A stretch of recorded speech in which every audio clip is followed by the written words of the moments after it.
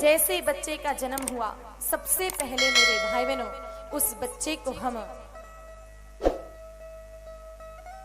नाल अलग करेंगे। बच्चे की नाल छेदन संस्कार किया जाता है, मां से बच्चे की नाभि को अलग किया जाता है। अब आजकल हॉस्पिटल में डिलीवरी होती है अधिकतर माताओं की, तो उसके नाल छेदन संस्कार में नर्स बाईसा आती है, छुरे से नाल काटती है और इन्फेक्शन ना हो उसके लिए कोई डेटॉल सेवलॉन जैसा उस पर लोशन लगा देती है। इन्फेक्शन तो नहीं होगा उससे, लेकिन एक दूसरी गड़बड़ हो जाएगी और बच्चा चिड़चिड़ा बहुत हो जाएगा, क्योंकि नाभि का सीधा संबंध मस्तिष्क के साथ है। नाभि को दूसरा मुख बताया है। मेरे भाई बहनों,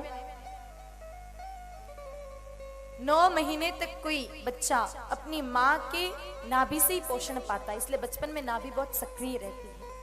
तो बच्चे के जब नाल छेदन संस्कार हो तो उसके लिए 2 काम करने। सबसे पहले जिस छुरे से नाभि को काटा जा रहा है, अलग किया जा रहा है, उस छुरे को पहले बहुत अधिक गर्म कीजिए, बहुत तेज गर्म कीजिए और फिर गौमूत्र में डाल करके उसको बुझो दीजिए। पहले अधिक गर्म करके फिर गौमूत्र में डाल करके उसको बुझो दीजिए और उसी छुरे से बच्चे की नाल काटनी है।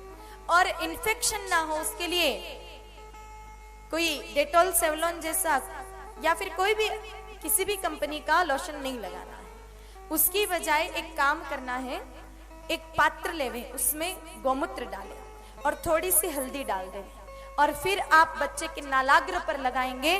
बच्चा बिल्कुल भी चिड़चिड़ नहीं करेगा, एकदम शांत प्रवृत्ति का होगा और इन्फेक्शन भी बच्चे को बिल्कुल भी नहीं होगा।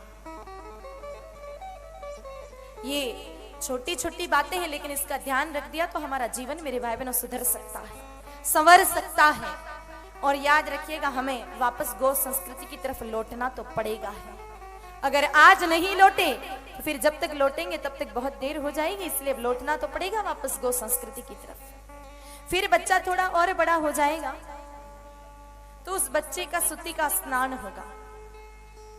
नावण, कुआं पूजन, सूरज पूजन, जलमा पूजन, आपकी भाषा में जो भी बोलते हैं, जब बच्चे को पहली बार स्नान करवाया जाता है, निलाया जाता है। अगर कोई गरीब नारी है तो घर में जो साबुन पड़ा है उससे बच्चे को निला देगी, लेकिन अगर 4 किताबें ज्यादा पढ़ी लिखी हैं तो फिर जाएगी मेडिकल स्टोर पर। बच्चे का अलग से साबुन आता है, बेबी सॉप। मेरे भाई बहनों, याद रखना, सॉप तो सॉप ही होता है, बेबी सॉप हो, यंग सॉप हो या ओल्ड सॉप हो, साबुन तो साबुन ही है। क्योंकि साबुन बनता है 2 चीजों से, या तो कास्टिक सोडा से या फिर कास्टिक पोटाश से, और ये दोनों इतने हानिकारक केमिकल हैं कि आप सीधा इनको हाथ में पकड़ करके और पानी डालना, आपका हाथ इतना जल जाएगा कि 6 महीने तक ठीक नहीं होगा। इसलिए बचपन में बच्चों को साबुन से मत निलाइए। हमारी त्वचा तो कड़क हो गई, लेकिन बचपन में बच्चों की त्वचा बहुत मुलायम, नाजुक, कोमल होती है। और बच्चों को अगर आप पहली बार साबुन से निलाएंगे तो पक्की बात है मेरे भाई बहनों कि बच्चे को आगे जाकर स्किन डिजीज, चर्म रोग, दाद, खाज, खुजली जैसी समस्या होंगी। तो फिर कैसे निलाए? तो मत्स्य पुराण में मेरे भाई बहनों बच्चों को स्नान करने की शास्त्रोक्त विधि बताई है।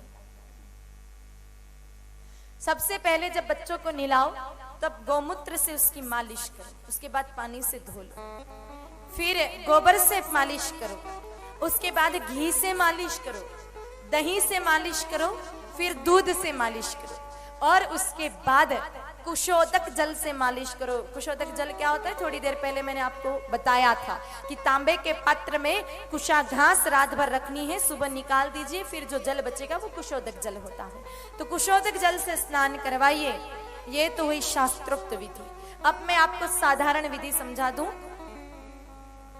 बच्चे को पहली बार निलाने की। एक तांबे का पात्र लीजिए, उसमें आप गौमूत्र डालिए और उसको अच्छे से हिला दीजिए ताकि गौमूत्र और तांबा आपस में क्रिया कर ले। उसके बाद जितना आपने गौमूत्र डाला उसका 10 गुना अधिक उसमें पानी डालिए और गौमूत्र मिश्रित जल से आप अपने बच्चे को स्नान करवाइए।